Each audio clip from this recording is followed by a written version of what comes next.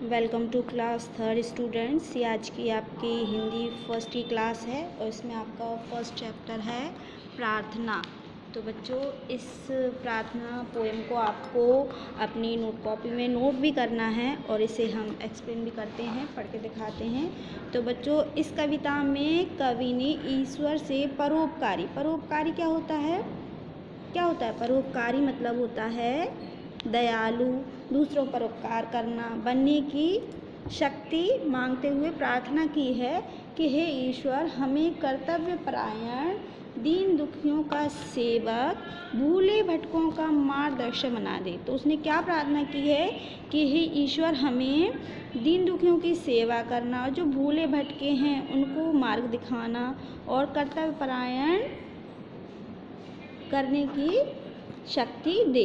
साथ ही हमारे मन में छल यानी धोखा, दंभ, द्वेष आदि बुराइयां उत्पन्न पैदा ना हो। तो चलिए स्टूडेंट, इसको हम रीड करते हैं।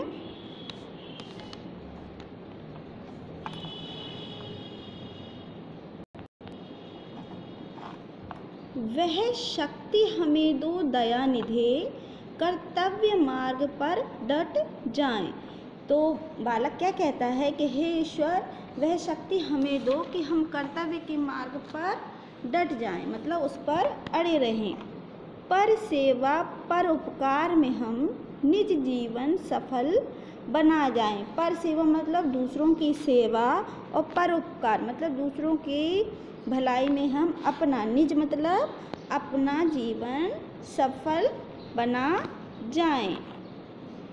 हम दीन दुखी निबलों विकलों के सेवक बन संताप हरें। जो दीन दुखी हैं, निर्बल हैं और जो विकल यानी अशांत परेशान हैं, उनका हम सेवक बने और उनके दुख, संताप मीन्स होता है दुखों को हम दूर कर सकें।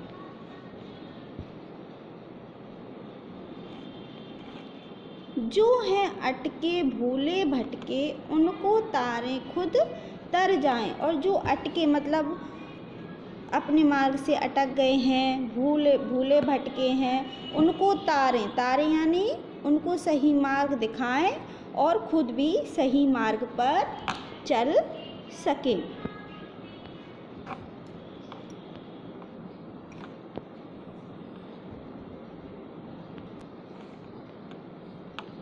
छल, दंभ, द्वेष, पाखंड, झूठ, अन्याय से निस्दिन दूर रहें।